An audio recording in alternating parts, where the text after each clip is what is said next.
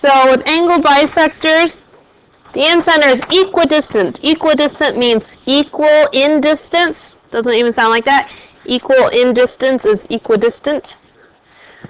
Okay, so if we go from the incenter and drop a perpendicular to the opposite side, it doesn't necessarily follow the red line. Perpendicular means it would cross at a 90-degree angle.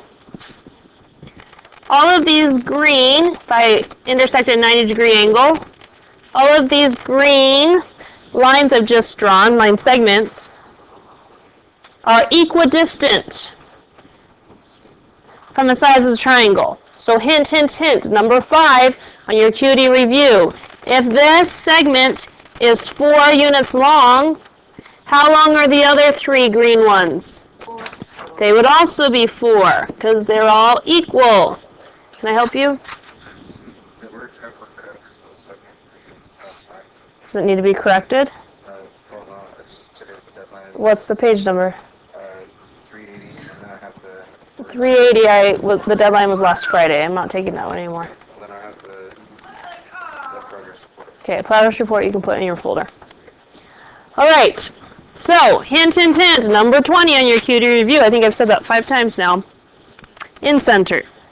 So it's actually way easier than you think, because if you know one of the lengths away from the in-center to the nearest side, you know all 3 of them, because they're all congruent. Okay, the next triangle, we're going to be showing perpendicular bisectors. Perpendicular bisectors. There's that word bisector again, which means it's going to cut in half. Carlos, you need to put that down.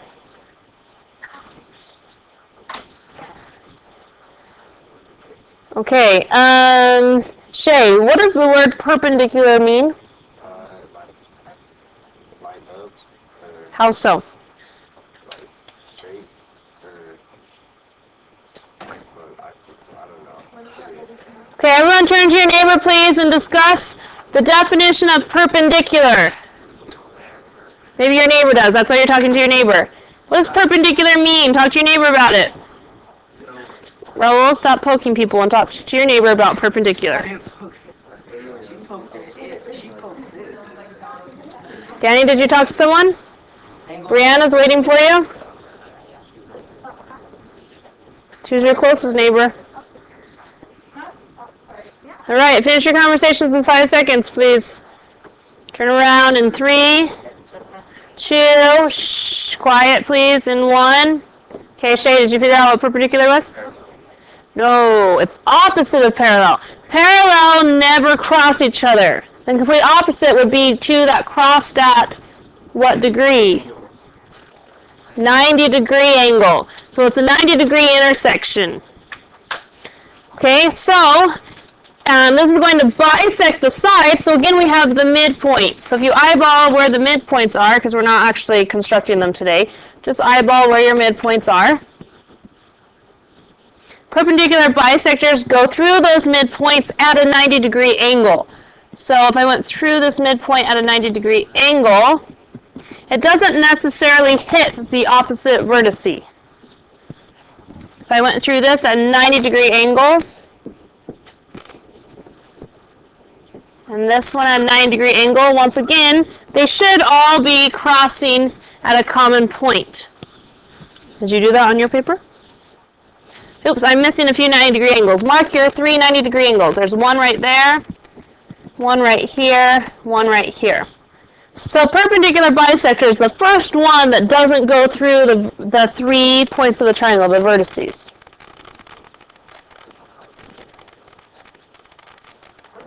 Okay, that's not applicable right now. Okay, this common point is called the circumcenter.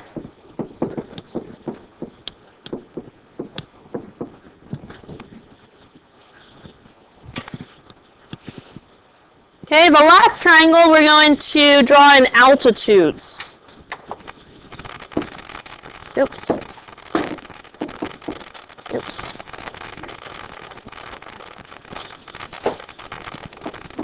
Altitudes. When you go to like a doctor's office,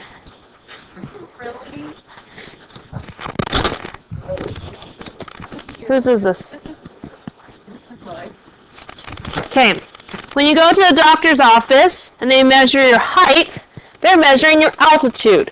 When you get your height measured, do you go like this and lean forward diagonally? No. How do you stand when you get your height measured? Straight up and down. Because what they want is you to be perpendicular to the ground. Altitudes always intersect, the height and the base always intersect perpendicularly. Okay, so when we draw an altitude, it needs to go straight down, intersecting at a 90-degree angle. And this one goes straight across, intersecting at a 90-degree angle.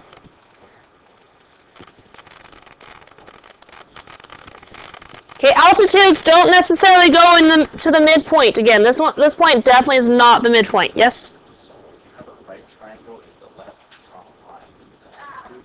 Yeah, that's a great question. So he said, what if you have a right triangle? You already have two altitudes. This one is an altitude, this one is altitude, and then this one is altitude, right? Yeah, that's a great question. Okay, and these altitudes all intersect, again, at a common point. And if you notice, all four are not necessarily in the same position. They kind of move about depending what we're drawing inside the triangle. This is called the orthocenter.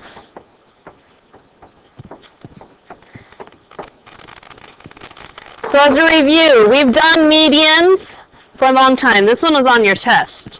Centroid is where all three medians intersect. That was on the test. We should know that one.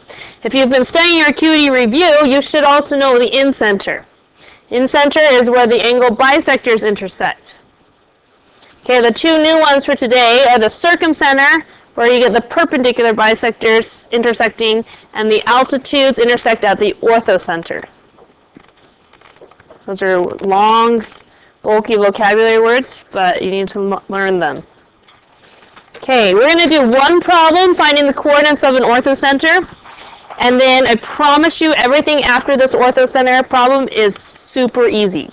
The orthocenter problem, there are two on your homework. They're slightly involved. The first one on your homework gives you 0, 0, which makes the problem really nice. But finding the orthocenter is kind of involved, but I promise you everything after it is super easy. Okay, so can we get through an orthocenter problem? Yeah? Yes, we can. Okay, example 1. Find the coordinates of the orthocenter. Find the coordinates of the orthocenter. So you have rulers. The points we're going to plot are just in the first quadrant, so we just need the L-shaped graph. The y-axis just needs to go up to 8, and the x-axis needs to go up to 6. Okay? So draw your y-axis up to 8.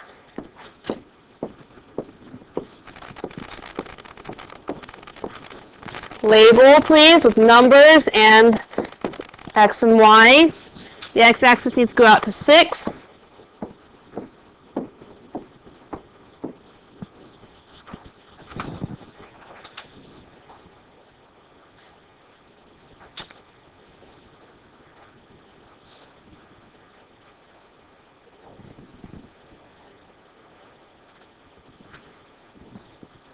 All right, the first point is point A, which is 1, 3. Point A is 1, 3. Plot that, 1, 3. And label it A. Point B is 2, 7. 2, 7, point B.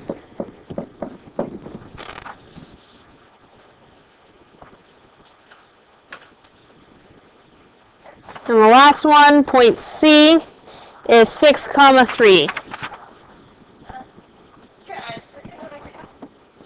C. Okay, if you have 3 points and we connected them, what shape would we get? triangle. Great. So take your ruler, connect them, you should get a triangle.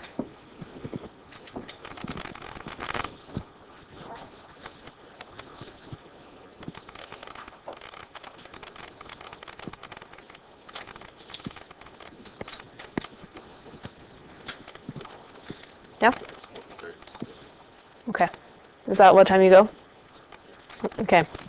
So write down this. This is due on Thursday. Okay, but this packet you need to have done by Tuesday. Okay, we're going to find the orthocenter. The coordinates of the orthocenter are somewhere inside of the triangle. The orthocenter is where altitudes crisscross, right? Where they intersect. So we don't need to graph all three altitudes. We only need two because they'll all cross at the same place.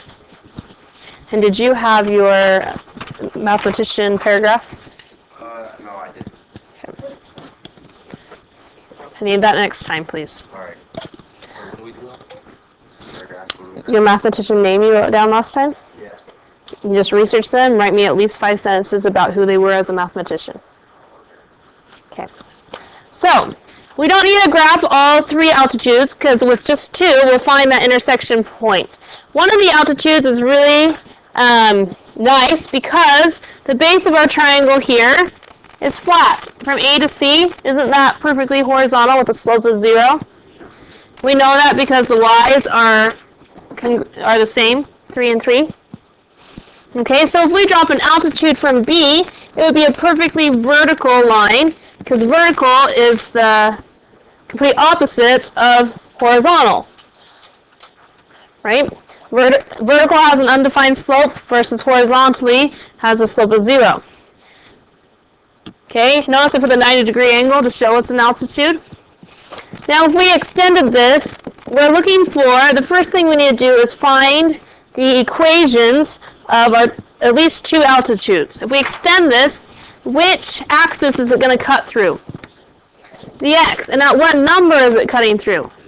2. So the first step, and you have 2 problems like this on your homework, so it would be a good idea to write down some steps. The first step is to find the equation for 2 altitudes. Find the equation for 2 altitudes. So you just told me one of them. It cuts through the x-axis at 2. So x equals 2 is one of the equations. That's the easy equation. The next one's slightly more involved. Okay, actually not slightly, a lot more involved. For another altitude, say the altitude coming out of A, it's not horizontal or vertical, so it takes a little more work to get the equation. So draw from A an altitude that intersects BC at 90 degrees. It's perpendicular.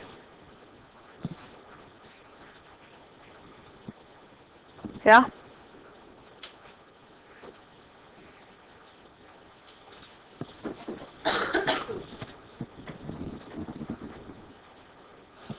Okay.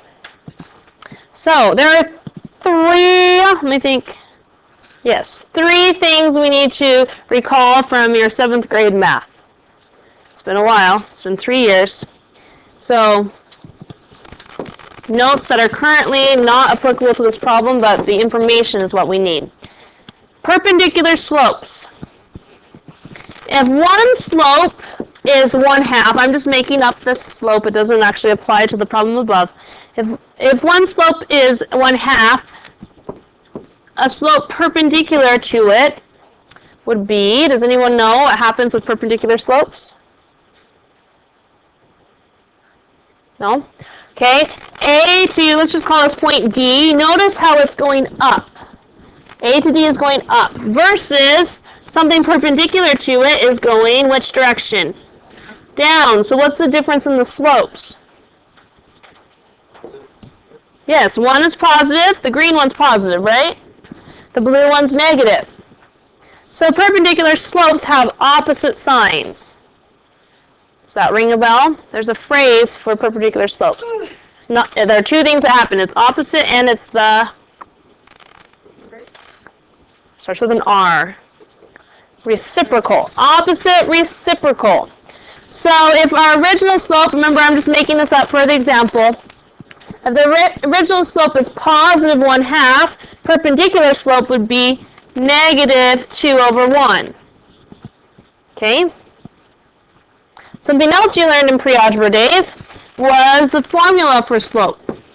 Slope is m. We use the letter m for slope. There's a formula for slope. Okay, the words are rise over run, but what's the formula?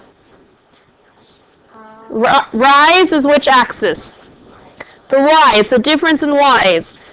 So it's y2 minus y1 divided by, x2 minus x1. So run is x-axis.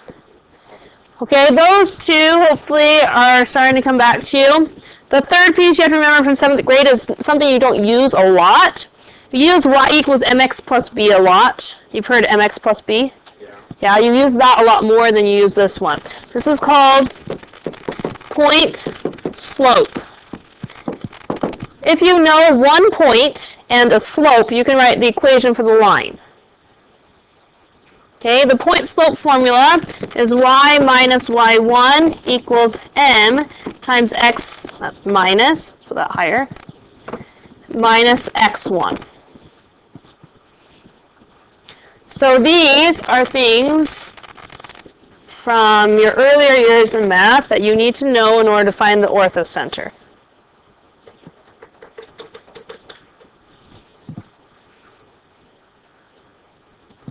Okay, so right now, if you don't have that on the bottom, I'll scroll back down eventually, okay, so you can catch up. Right now, A to D, do we know the slope of that line? No. Do we know any points on this line? Yes. Which one do we know? We know point A, 1, 3, right? But we only know 1 point, so we can't find the slope of the line if you only know 1 point. You need to know 2 points to find the slope. But instead, do we know 2 points on B to C? Do we know the 2 points on B to C? Yeah. So we can find B to C and then flip-flop it to opposite reciprocal, and we'll have A to D's slope. So that's what we're going to do. First, we're going to find the slope of D to C. Slope of D to C. So we need y2 minus y1. It doesn't matter which order you really put the y's in. Sometimes one order is easier than the other. But right now everything's positive, so it doesn't really matter too much. So what are our y values from B and C? Yeah, 7 and 3. So if we choose to do it in that order, 7 minus 3, the x's have to go in the same order. Jared, what would the x's be in that same order? We had 7 minus 3 for the y's, so the x's would be...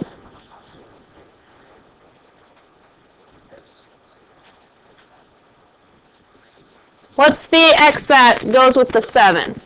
Minus 6. What? Minus 6. Yes, so 2 minus 6. There we go. 7 minus 3 is 4. 2 minus 6 is negative 4. Is that the same thing as 1 over negative 1? Okay, I'm going to keep it as the fraction right now for the reason that we have to flip it. So our green line here, A to D, that we're looking for, will be perpendicular. The slope of AD will be the opposite reciprocal. So currently, DC is negative. So the opposite of negative would be positive. Instead of 1 over 1, it would be, 1 over 1. It's still 1 over 1. So the slope is 1, positive 1, which is a really nice slope. Makes everything easier if you're multiplying by 1. So we found the slope, and we know 1 point. We know point A. Okay, so if we know point A, I'm going to have to scroll down. We can use point slope formula, because we know a point, and we know the slope. So I can't see the point anymore. What was A? 1, 3. So now we're going to plug into the point slope formula. Okay? Point A has an x and a y. The point slope formula, the x1 and the y1 are from the one point that you know. Okay, so the regular y and the regular x aren't replaced. So for point slope formula, we would write y minus what number? What number is y? 3. Y minus 3 equals m. M is the slope. We know m. We just solved it. M is positive 1 times x minus, what's x1? 1. So all these ones, it will make the problem really nice. Timesing by 1 doesn't do anything, so I can rewrite this y minus 3 equals x minus 1. Okay, then loose. Usually our equations, when they're solved for, are solved for y, right? So what would we do to solve for y, loose? Wow, you can like transmit your voice. That's kind of cool. Plus 3. So this equation, the second altitude is y equals x plus 2, because negative 1 plus 3 is positive 2. So we have two equations. One altitude's equation is x equals 2. The second altitude's equation is y equals x plus 2. So once you know those, the next step is we have two options. This one's really nice because we know the x value. If you know the x value, one option is plug in into, I'm not saying this really well. I wrote it down differently. Maybe I didn't write it down at all. Okay, plug into, what am I trying to say? Because it's not always x. Sometimes you just have y equals like 3. So, plug one equation into the other.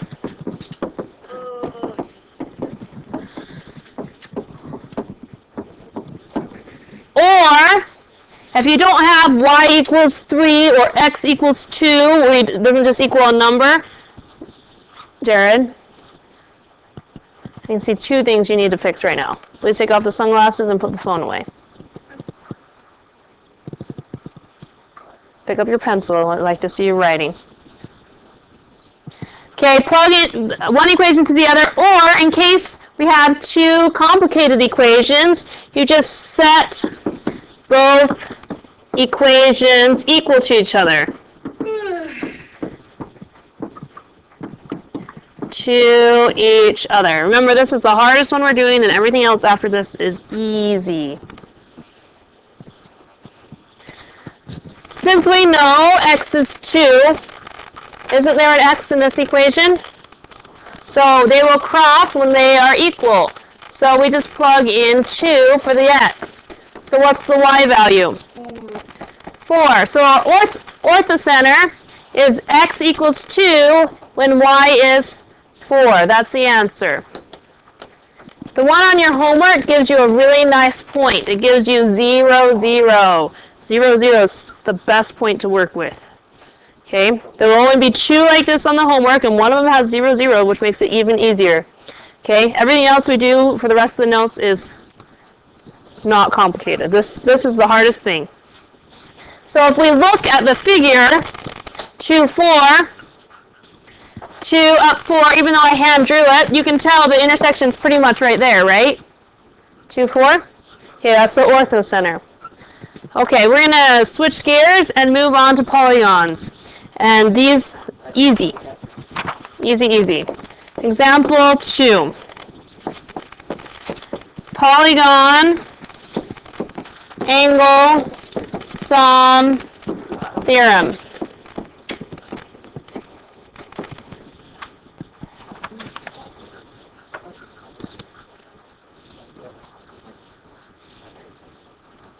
Okay, the polygon angle sum theorem, no matter what type of polygon, the sum of the interior angles follows this formula. N minus 2 times 180. Would you box this up, please?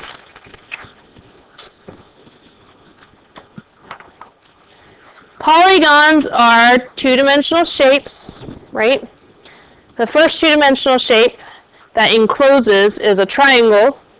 The prefix of a triangle is tri, which means 3.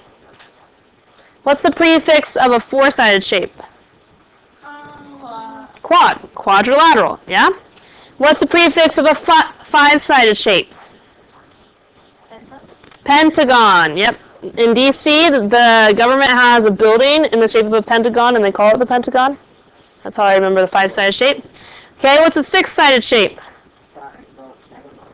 Hexagon. Like 6 has an X in it, so hexagon has an X in it. Okay, what's a seven-sided shape?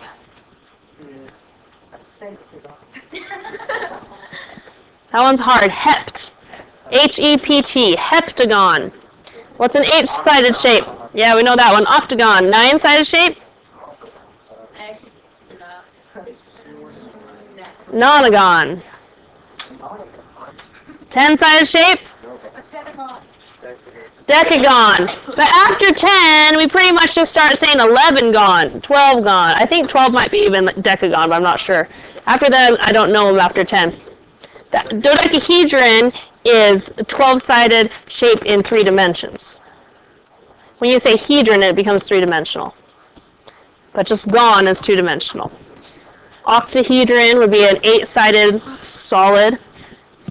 Okay, so after 10, we just start saying 11 gone, 12 gone, 13 gone. 100 gone will be a 100-sided shape. What? Yeah, the more sides you add, though, the more it starts looking like a circle. Yeah, the more sides you add, the more it starts looking like a circle. So if you have 1,000 sides, it's not technically a circle, but if you draw all 1,000 sides, it will start looking like a circle. Okay, so for this example, we're going to find the interior measures of a heptagon. What is the sum of the interior angles of a heptagon? Okay, what is the sum of the, Raul, please write this down. What is the sum of the interior angles of a heptagon? Okay, now if you were paying attention just a second ago, I told you what hept means. Show me the fingers in the air, please. How many sides does a heptagon have? Hept. Hept. Excellent. Carlos Garcia, how many sides? How many? That many, yep, 7. Good. So, n in the formula represents the number of sides. So to figure out the angle sum, we would do 7 minus 2 times 180. And 7 minus 2 is 5 times 180. Oh, fellows, men and women, come get your calculators. You're supposed to pick them up when you come in. I see all these calculators, and only maybe 3 people have gotten calculators. I didn't know what 5 times 180 is. Okay, I appreciate Sean. He's the only one who followed the directions. Everyone else, please come get your calculators. Good, thank you. For the rest of you, I still see empty desks. Carlos Garcia, come get a calculator. You guys know if you don't have calculators. I can see them on your desk if you don't have calculators. Jared, come get a calculator, please. Yes, you do. Carlos, will you grab an extra one for Jared and deliver it to him, please? Danny? Oh, wow. Okay, what's the angle measurements? The sum. 900 what? Elephants? 900 angles? That's a lot of angles. 900, what do we measure angles in? Degrees. There you go. 900 degrees. Okay, example 3. Same direction. See, this is way easier than the last problem. We're going to find the sum of the interior angles of a nonagon. 9. Yeah, I don't know if it's an O or an A. Okay, 9-sided, so please figure it out. Stand up when you have the degree, the sum of the interior angles. Non means 9. Stand up, please, when you have the sum of the interior angles of a nonagon.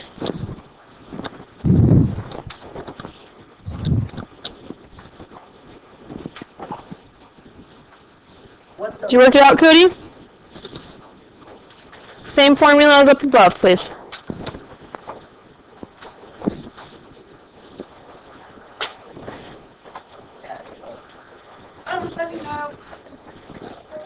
Okay, great. Have a seat. Kelsey, what'd you get?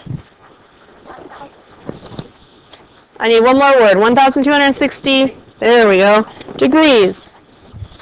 So you would do that by 9 minus 2 times 180 equals 1,260 degrees. And thanks for actually saying the number correctly. Last period, the person responding just said 1260. So I had to say, how do we say that number? Okay, yes, 1,260. Okay, next one, example 4. 17 gone. Wow. Yep. Okay, stand up please when you know the sum of the interior angles. Wow, you're fast.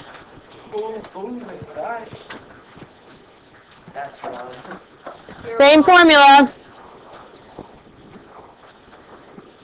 Same formula. Do you know what? Then stand up. It's good to get out of your chair. You sit too long. So you subtract the n minus 2. So what's n? 17 gone. How many sides are in this shape? So 17 minus 2. Push enter. If you don't use parentheses, you have to push enter. Now divide by, or times by 180. Yep. There you go. Good. Okay, everyone have a seat. Casey, what'd you get? Great. So you do 17 minus 2 times 180 is 2,700 degrees. Perfect. Okay, the next one we're going to find a missing angle from a polygon using this information. Now that we know how to figure out how many degrees, oh, by the way, let's talk about a triangle really quick. How many sides are in a triangle? 3. What's 3 minus 2? 1 times 180? Is it true that all 3 angles in a triangle add to 180? Yeah, because we've proved that multiple times. Okay, so it works for all of our polygons. Example 5. Find the measure of angle G.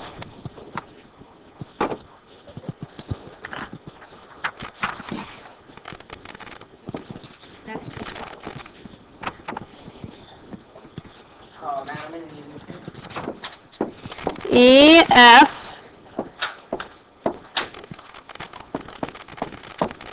G, and H.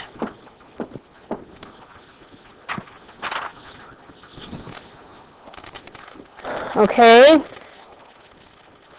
What would the name of this polygon be, Carlos Jimenez?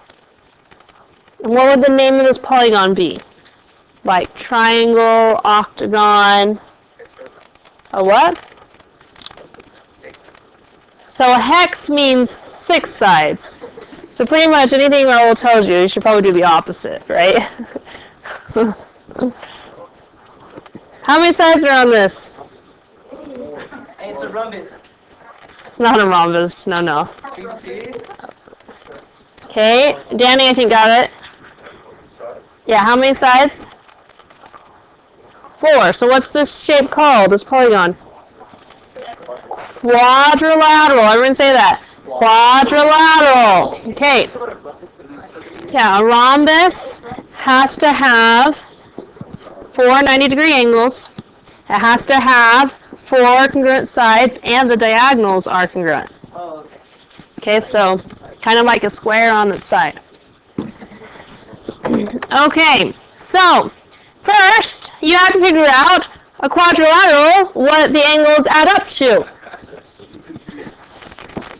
Yeah, well, some of you have already figured it out. Let's do the formula really quick just to double check.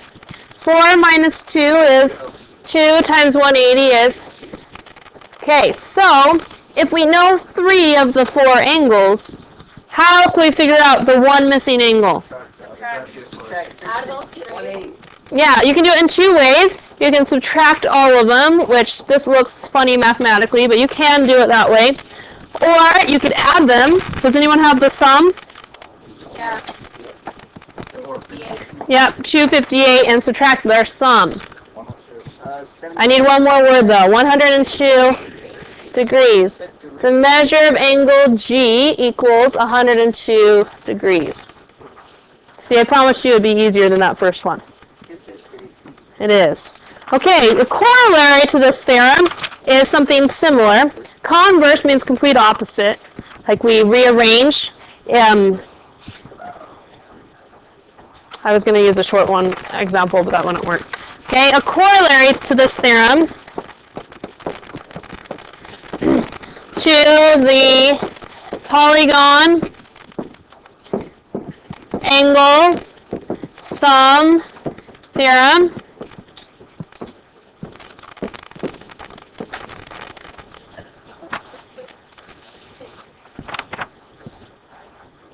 Okay, I gave you guys a break. I didn't give any other classes a break. So stay with me, please. The measure of each interior angle, the measure of each interior angle of a regular polygon. And I will tell you at the end of this corollary what a regular polygon is. Of a regular polygon is n minus 2 times 180. That should look familiar, but we divide by n. Okay, a regular polygon is a shape such as a square.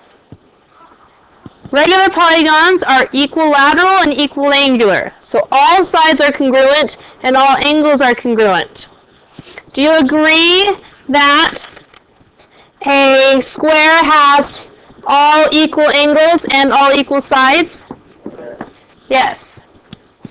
Okay, here's another example of a regular polygon. I'm going to draw, we'll turn around please. I'm going to draw a hexagon.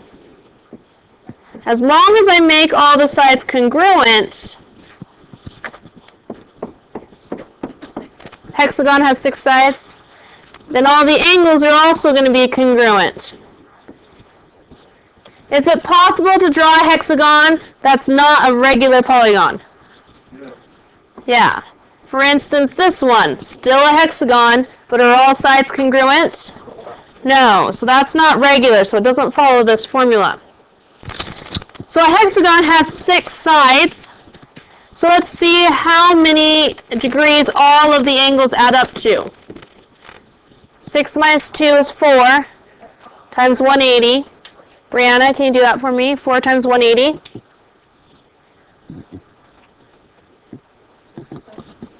$720. Now we know all angles add up to 720, but if we wanted to find the measure of each individual angle, since they're all congruent, and there are 6 of them, we would divide by 6.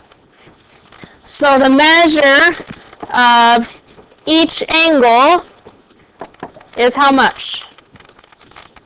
Sean? I need one more word. Degrees, thank you. That only happens on regular polygons that are equilateral and equiangular. Okay, and the very last theorem, which is really easy, we're not even going to do an example on it, we're just going to write it down. By the way, did we write, this was example, okay, sorry. Yep. Okay, the last theorem is the polygon exterior angle sum theorem. Can I scroll up? Is everyone done with the stuff above?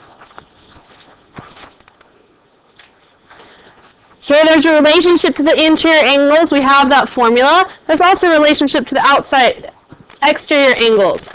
If I draw a pentagon, which is like a house shape or a home plate in baseball.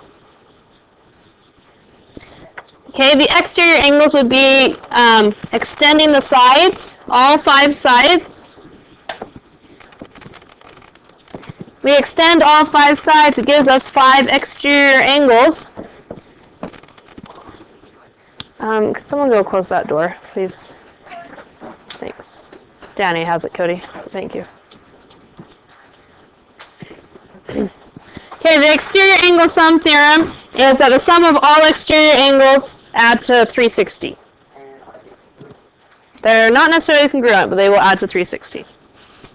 Okay, so the sum of all exterior angles equals 360, which means the measure of angle 1 plus the measure of angle 2 plus the measure of angle 3 plus the measure of angle 4 plus the measure of angle 5 equals 360 degrees.